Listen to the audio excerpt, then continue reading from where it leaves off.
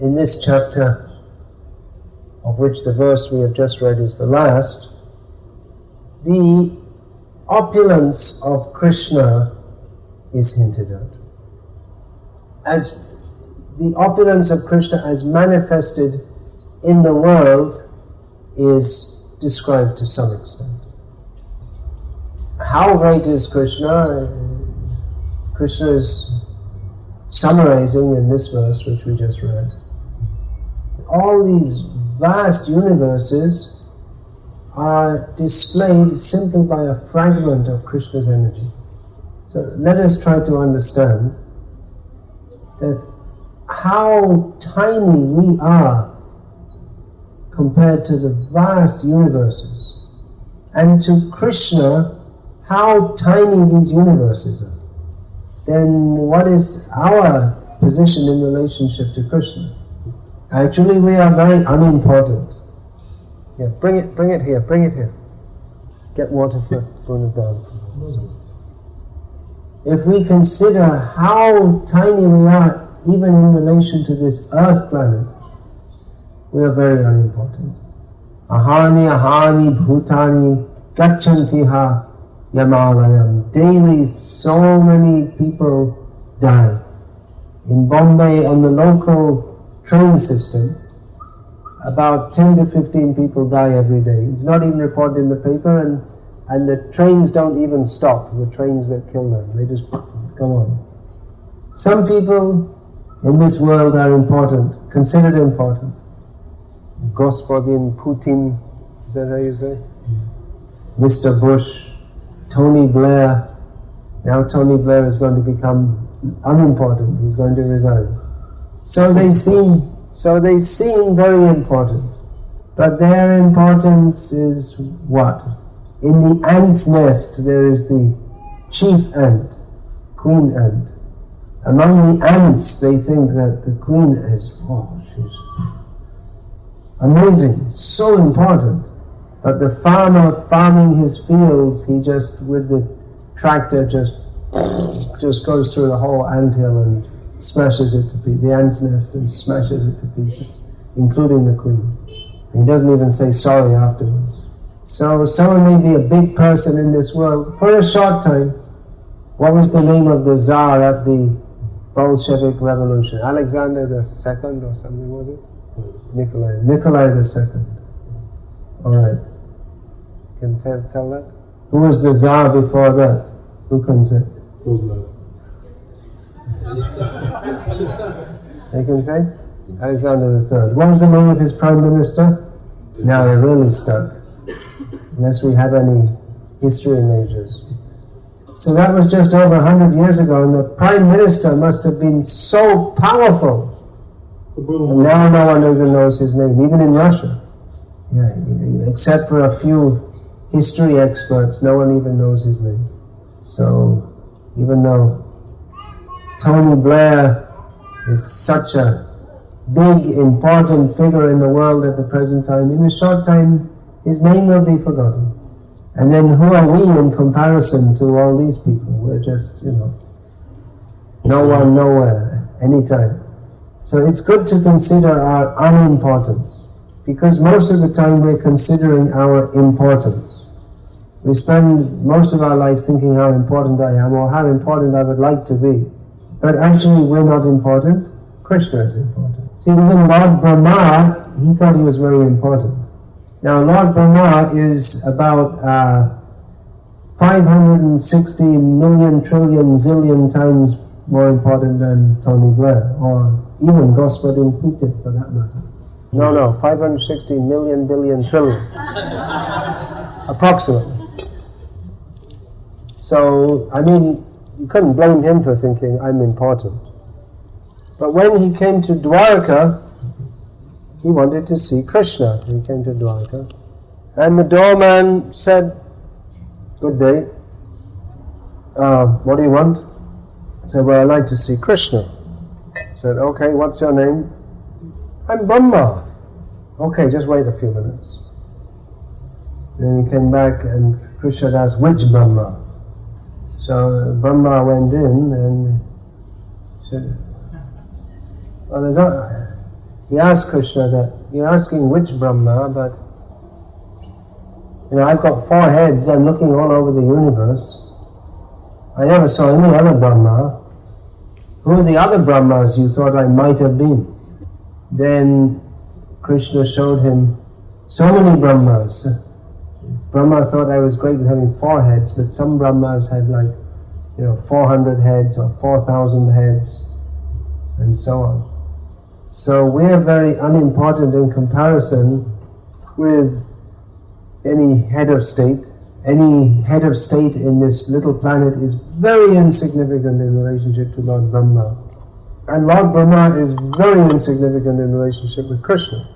So, on the whole, we are unimportant. So, what should we do? Should we all go and commit suicide or what? We could do some service by committing suicide. We could, contribute our bodies, contribute our kidneys and our eyes, and the rest of the body could be used as dog food or something like that. Why do we think we're important? Well, actually we are important. How are we important? Because Krishna loves us. Krishna is important. Krishna is the center of existence. He is existence. Without him, nothing else can exist. There's no question of without him. It's unimaginable and impossible. Everything rests upon him. Sutre manigana eva. Just everything rests upon him, just like pearls are strung on a thread. It's an interesting example that if you see pearls, they're hanging around someone's neck and they don't fall down. How is it that they don't fall down? Because of string. They're strung together. But we don't see the string. But at the same time we know that without string, the pearls cannot remain in a necklace. So like that, we may not see Krishna, but he is holding everything together. Krishna is the principle on which everything exists. And although he is infinitely greater than we infinitesimal souls, at the same time he has infinite mercy and love toward us. Krishna wants to have a loving relationship with all of us. And although we are infinitesimal in comparison even to this universe, and the universe is infinitesimal in comparison to Krishna, still Krishna is ready to accept us as an equal. Or even Krishna is willing to accept a position of subservience to us. Because to Krishna, might, opulence and glory are not as important as loving relationships. Krishna is mighty, there is no doubt. And it is our duty to worship him. But Krishna, more than formal worship, Krishna is interested in our actual love toward him. So in Bhagavad Gita, the supremacy of Krishna is established. That Krishna is supreme is stated in various ways in many verses of Bhagavad Gita. Who can say, please raise your hand if you can say one verse in Bhagavad Gita which indicates the supremacy of Krishna. You can say, Brahmaprad, Brahmachari, studying all the Shastras. Say, Aham sarvasya prabhavo, natas sarvam pravartate. Yeah, that's half a verse which states the point, which you can give the translation of. Aham sarvasya prabhavo, natas sarvam pravartate. Smita Krishna, you're distributing so many books. Tell us one verse from one of those books which establishes the supremacy of Krishna. That's not Bhagavad Gita. No, that doesn't establish the supremacy of Krishna. That establishes that we should worship him. You should know, Prabhupada would also take his book distributors by surprise and ask them questions from the books to check if they knew what they were distributing. Now, all my disciples will come to sit at the front. In the next lecture, they'll all hide at the back, or wait outside or something. Better you learn the verses and come and sit at the front. Then Sadashiv, you're a Pandit. Mata Parataram Nanyat Kinchit. It's a struggle. Okay, Kinchit Asti. Alright, that's enough. Mata Parataram Nanyat Kinchit Asti. That's, which means you can get the. Doesn't translate. How you're putting him on the spot.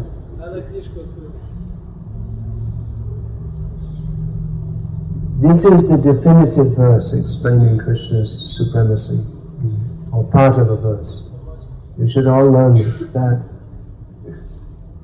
greater than me there is nothing, not even slightly, Krishna says. You should learn these verses. See, people, they like to hear so many stories, but you should know the basic philosophy. I'm not famous for telling Gopi Leelas. If I was known for telling Gopi Leelas, there would be 10 times more devotees here, probably. People like to hear Gopi Leelas. But if we don't even understand basic Bhagavad Gita, then what are you going to understand from hearing Gopi Leelas? You should know these basic things. I mean, many of you have been practicing devotional service for many years. So you're all great souls, no doubt. As Lord Krishna states in Bhagavad Gita, that anyone who takes devotion to devotional service, udara sarva evayate. He says they're all great souls. But he says, jnani tvatmeva mematam, that those who know that Krishna is the Supreme Lord, He is the best according to Krishna. So please learn at least Bhagavad Gita as it is. Without understanding this basic philosophy of Krishna consciousness, then where is our Krishna consciousness? Krishna consciousness means to be conscious of Krishna as the Supreme Personality of Godhead and our relationship with Him. That is the basis. That is called Sambandha Gyan. On the basis of understanding our relationship with Krishna, then we can properly practice devotional service, which is called abhideya. And then we can proceed towards prayojan, the ultimate goal of entering into the spiritual world for eternal service to Krishna. But if we don't understand the basic principles, then we may be superficially practicing devotional service, but we'll be harboring so many misconceptions. Recently I had the good fortune to be on an intercontinental flight with His Holiness Shivaram Swami. So we're both writing books and we were discussing about writing books. And he's writing books about Krishna's Vrindavan Leelas. And I told him I'd also like to write books like that. But I'm working in the basement. There's a lot of work to be done there also. That devotees have to be solidly fixed in the basic understanding of Krishna consciousness. So, without understanding the basic principles very solidly, then nothing else will be solid. We'll be solid. We can build a very beautiful house, but without proper foundations, then it will soon crack. So, in Moscow we have to build a beautiful temple for Krishna. Not only in Moscow, in every town and village all over the universe. Foundation has to be very solid. The foundation means that the devotees have to be solidly fixed in Krishna consciousness. If the temple is built with very beautiful architecture and design, but the devotees are not solidly fixed in Krishna consciousness, then Krishna cannot be worshipped properly. So what are the basic principles? We should all understand very clearly. The first one is, well, how do we receive knowledge? What do we accept as authoritative knowledge? How shall we learn what is actually the truth? Shall we go to Tony Blair? We mentioned his name already in the lecture a few times. Well, he's an exposed liar, so no hope of getting any truth. No hope of getting the absolute truth out of him, because even in temporal matters he's a liar. And all politicians are liars. So how shall we find out what is the ultimate truth? There used to be a newspaper in the Soviet times. They're still going on, Pravda. Is that newspaper still going on? But can you find out the ultimate truth from reading that newspaper? What is the purpose of life and how to attain it? Will you find from the newspaper? Do they teach you at school? Amnaya praha tattvam. The absolute truth is received through, it's received from Shastra as received through the parampara of perfect acharyas. So this point we should know. We don't learn about Krishna from flashes or lightning flashes within the brain. It's not that a guru touches us and we get an electric shock and we get spiritual realization. It's not that we can have some dream and all of a sudden we understand the absolute truth. But the solid, eternal system of receiving transcendental knowledge is the same for everyone. That knowledge of the ultimate reality is given in Shastra, but even that Shastra, we can't just pick up the books and understand by ourselves, nor can we understand the Shastra from university scholars, but we have to understand it by becoming a disciple in the bona fide parampara from a genuine acharya who is himself a trained disciple of a genuine acharya, who explains the Shastra as it is. So that when Krishna in Bhagavad Gita says, Matah parataram nanyat kinchidasti, there is no truth greater than me, not even slightly. The acharyas explain this as it is. So, amnaya praha tattvam, the parampara system of receiving, of transmitting the knowledge of Shastra, this is the manner of receiving tattva gyan, transcendental knowledge. And the first point of that transcendental knowledge is this matah parataram nanyat kinchidasti, which is summarized as that Harin Iva Param, that Hari, Krishna, is supreme. Before we are to understand how Krishna is running in the forest of Vrindavan, we have to understand how he is supreme. He is Sarva Shaktim, replete with all energies. That is his opulence, his magnificence, his power. But he is also Rasabdhim, he is also an ocean of rasa. So both these sides, they're not actually both sides, but they're two perspectives of understanding the supreme reality. That he's all powerful and he's also full of rasa. He's the ocean of rasa. Tadvibinang shansta jivam, and the jivas, the tiny parts and parcels of him, they are his separated parts and parcels. Now the jivas in the conditioned state are prakriti kavalitan, they are under the control or within the grasp of Maya. This is our situation.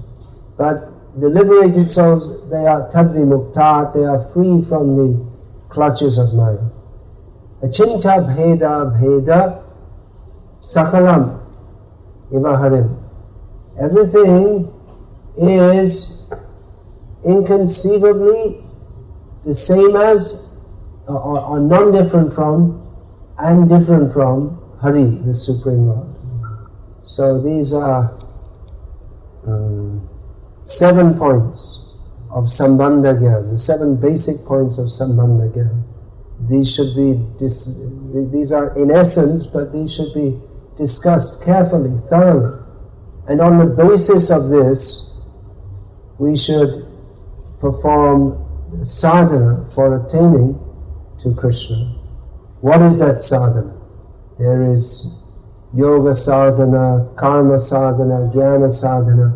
But the sadhana, or the method of practice for attaining to Krishna, is Shuddha Bhakti, or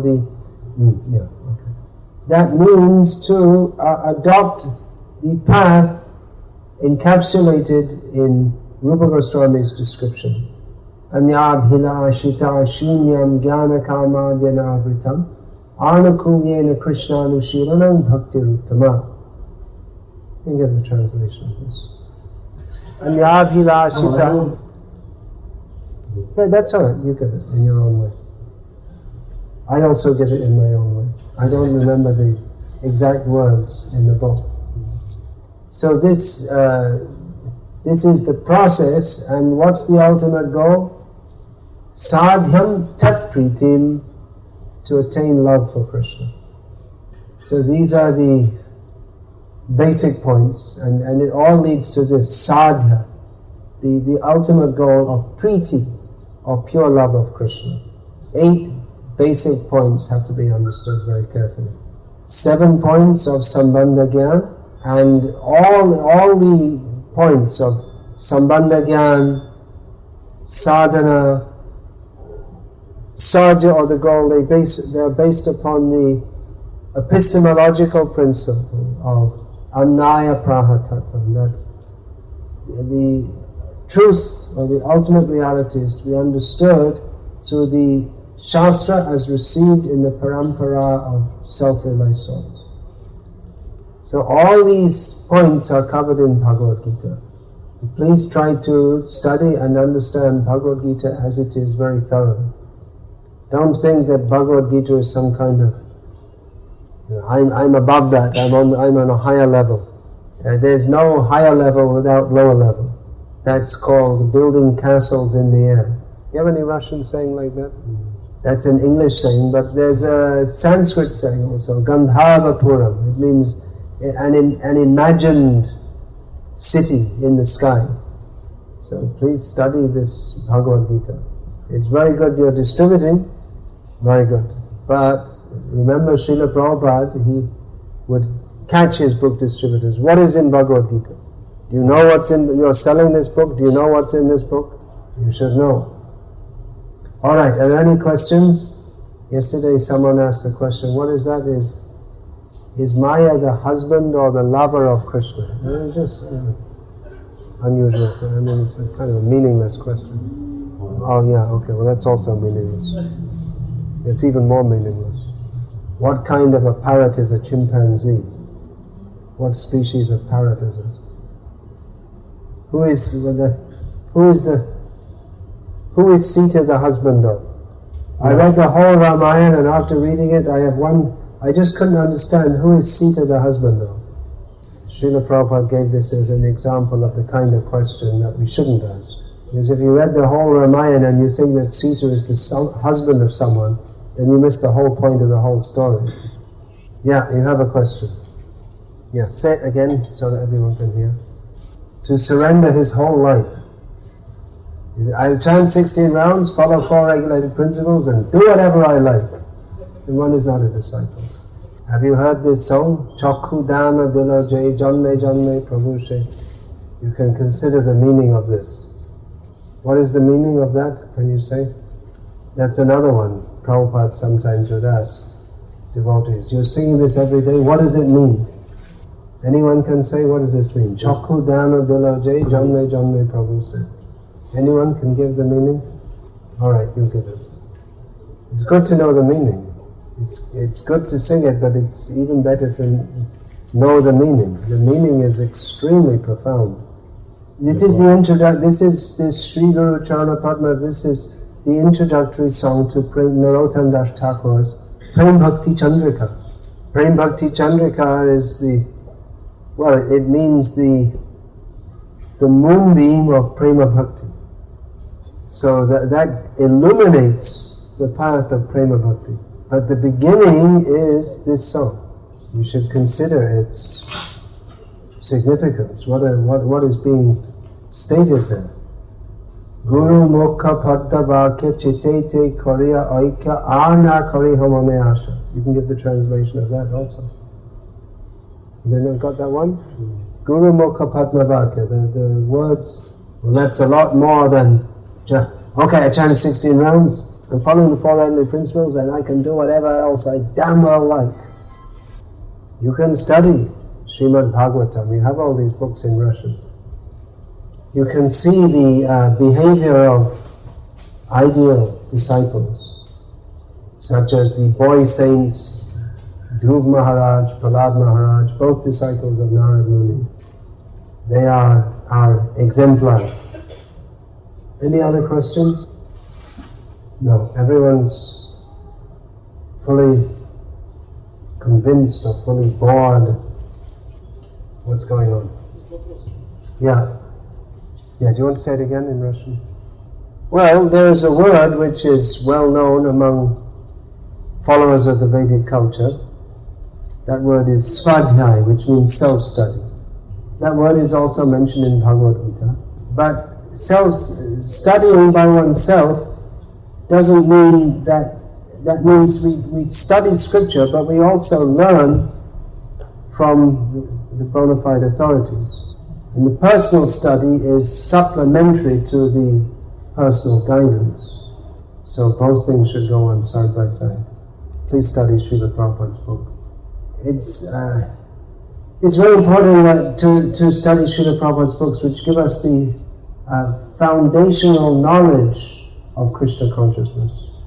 Nowadays there are many, many other books other than those of Srila Prabhupada which are available for devotees to study. But the books which Srila Prabhupada has translated and commented on are the foundational books of our Sampradaya. Srila Prabhupada especially recommended the study of 4 books. Bhagavad Gita as it is, Srimad Bhagavatam, Bhakti Rasamrita Sindhu and Sri Chaitanya Charitamrita. Of course, Srimad Bhagavatam and Chaitanya Charitamrita are published in many volumes, but they're one book in the sense they're one work each. Now, of these 4 books, 2 are ancient scriptures. Bhagavad Gita is accepted by almost all schools of Hinduism, and there are just a few strange and unorthodox schools which don't accept it. Srimad Bhagavatam is also widely accepted, principally by Vaishnavas, but there are Mayavad commentaries on Srimad Bhagavatam also. The Mukti Phala Tika of Bopadev is Mukti Phala means by studying this commentary one will get the result of Mukti.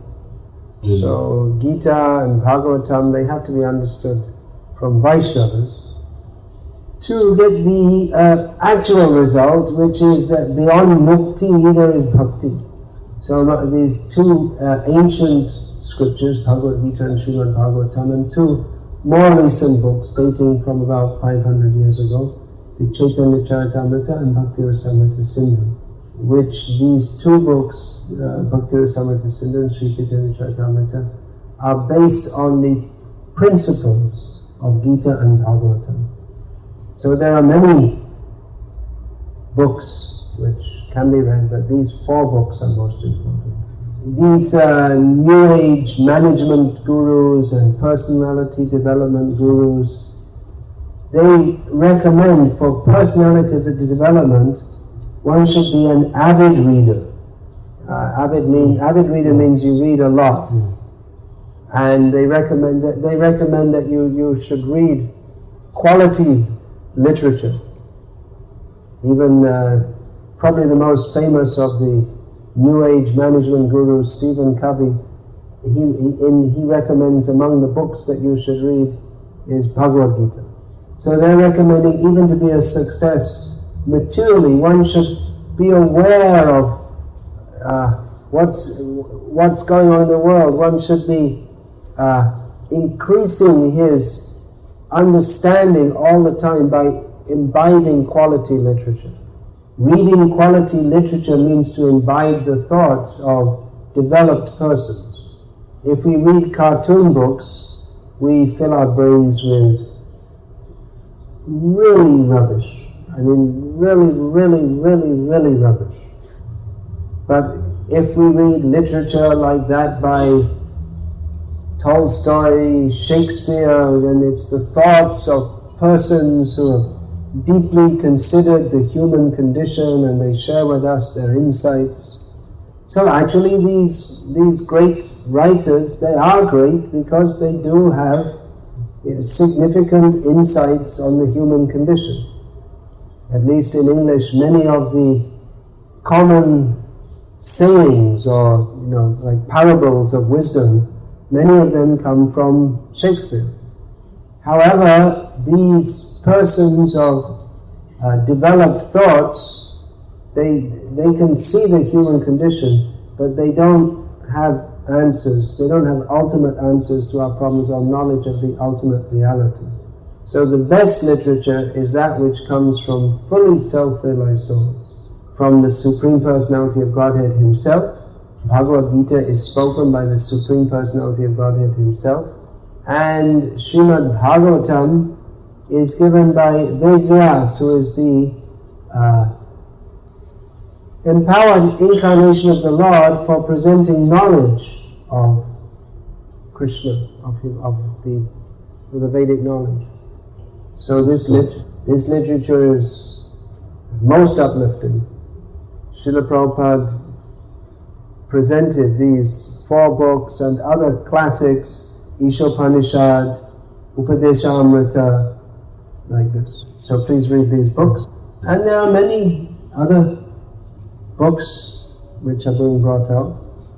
I recently saw, I didn't read it, but I saw it being published by our godbrother Bhurijan Prabhu, a huge volume which it's a study guide to the first 4 cantos to Srila Prabhupada's edition of the first 4 cantos of Bhagavatam.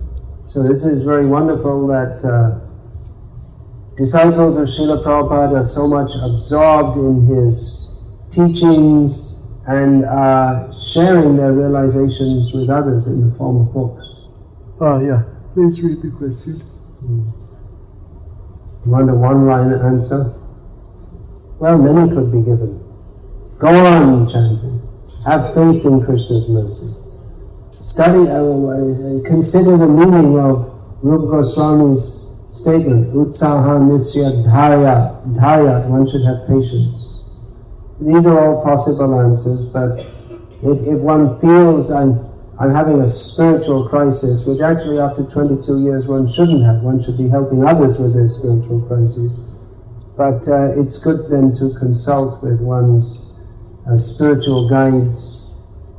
If there's no taste, then that means we must be making some offenses, otherwise there should be some purification. So you'll have to analyze that with the help of spiritual guides and see what am I doing wrong. Yeah. Well, I think the person who asked the question knows the answer. They wouldn't be other sampradayas if they did acknowledge it. They wouldn't be other sampradayas. They'd be Gauriya if they acknowledged it. Yeah, there's a question. Well, if the translation is not faithful, then if the translator comes in between if he imposes his own consciousness and understanding rather than acting as a transparent via medium, then the translation is no longer Bhagavad Gita as it is, exactly. In Hindi, it's the translators there are smatterings of Mayavad have come in the Hindi translation, so all of Prabhupada's books are in Hindi are being re-edited now. Apart from philosophical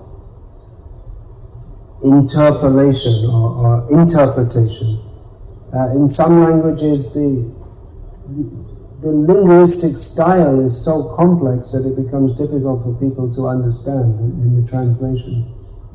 So the translation should be faithful to the message and the style of Srila Prabhupada, and then the readers will get the same result as reading in English. You know about this from your university studies, is it? That's part of the studies in linguistics courses, different methods of that's hermeneutics, isn't it? Yeah, you want to say that? This is a subject of study in linguistics. Sometimes it's said that the translation can be even better than the original. Shukamukad Amrita Drava Samyutam. Shukadev heard from Vyasadeva the Srimad Bhagavatam, and his presentation of Bhagavatam was listened to by Vyas, because Vyasadeva found that the same Srimad Bhagavatam that I've given to Shukadev, now I'm hearing it from Shukadev, and I'm finding more in it than I did when I was teaching it to him. Personally, I like to read Srila Prabhupada's books translated from English into Bengali, because they're translated by His Holiness Bhaktichara Maharaj, Bhaktichara Swami. And Bengali is intrinsically a much better language than English for expressing subjects of all spiritual subject matters. And they're very faithfully, expertly and beautifully translated in Bengali. So if you have some empowered translators, you could have I don't know what the standard of Russian is, because I don't know Russian, but if the translators are praying to Prabhupada and really trying, it's not an easy job to translate, but then certainly you will find Krishna in the Bhagavatam, in Russian or in any other language, in which the translators are actually representing Srila Prabhupada. So many people have come to Krishna consciousness so the potency is there. Anything else? Should we love them? Yeah. You want to repeat in Russian? Well, we should love all living beings, not only angry and ignorant people, but even tigers and snakes. But it would be foolish to express our love for a tiger by embracing it. So, yes, love all living beings, but we also have to be aware of different people's characters and reciprocate with them accordingly. If someone is drunk and violent, then even though we may wish them all the best, it would be advisable for us to keep away from them. We have to learn what love is. In the material condition, we don't know what love is. In the material world, in modern society, people love their dogs by patting them on their head while feeding them dog food from the meat of animals tortured and slaughtered in the slaughterhouses. In many states in America, it's illegal to own a dog if there's no one at home all day to be at home with the dog, so the dog doesn't get lonely. They're very concerned that the dogs don't feel lonely. But they're killing millions of cows in the slaughterhouses. Literally every minute on this planet, more than 4,000 animals or birds are being slaughtered for meat. But they love their dogs. Is this love? Love is possible when we understand our relationship with Krishna and Krishna's relationship with all other living beings. In the Vedic literature, the king is enjoined to kill certain offenders, capital punishment. So that is his kindness in such circumstances, because by doing so he protects the citizens from such heinous crimes. Heinous means terrible crimes. Warns others who might think of performing such terrible crimes not to do so, and frees that criminal from the terrible karmic consequences he would have to undergo if he were not subject to capital punishment. This may seem like certain moral questions seem very difficult. About 2 years ago, was it 2-3 years ago in Moscow, some terrorists took over a cinema hall. How long ago was that? 4 or 5, whatever, yeah. And eventually the police or commandos or whatever it is went in there and killed all the terrorists. No trial, nothing. So the moral implications of this were discussed throughout the world. How are we to understand what is right and what is wrong? We have to understand from Shastra, or Scripture, which is the Word of God. The bombing of Hiroshima and Nagasaki was justified with that if that had not been done, the Second World War would have continued much longer and there would have been much greater loss of life. So is that love or not love to drop the nuclear bombs? What do you think? At least in the Vedic literature there's no allowance for killing citizens who are not involved in the fight. Modern warfare is actually demoniac. Bhagavad Gita was spoken before the battle of Kurukshetra. Only the Kshatriyas were called to fight, not that the whole society becomes bombed to pieces. There's certain rules of war. You don't attack even a Kshatriya won't attack another Kshatriya who's not armed. So this word love is used it's bandied about, but what is meant by love? The boundaries or the parameters of love should be, what is good, what is evil, that should be understood from Shastra. There's a very interesting book written by one of our God brothers who recently passed away, Dimensions of Good and Evil by Suhotra Swami. I think that's translated in Russian. Very interesting book. Recommended reading, if it's in Russian. What is good and what is bad? Again, the same example. We think patting the dog on the head is very good and killing the cow is also very good. It's hypocritical. Terrorism is bad. Anyone disagree with that? What about the terrorism of killing millions of animals? That's also terrorism. When the Twin Towers went crumbling down, the world thought, well, that's very bad. A few thousand people got killed, but a few thousand animals get killed. About 4,000 people were killed, but about 4,000 animals are killed every minute of every day, year after year after year after year after year. Is that not terrorism? Hare Krishna, Hare Krishna, Krishna Krishna, Hare Hare. Well, it's given like that in Mahabharata by Vedvyas, who is the incarnation of Krishna for presenting the Shastra. And we see that each chapter of the Bhagavad Gita covers a particular topic. And so each chapter has been assigned a different name. Arjuna Vishada Yoga, the first chapter, the yoga of Arjuna's dejection. Yeah, Vishada. Of Arjuna's dejection. Dejection. Sorrow. So, Hare Krishna. We'll finish there.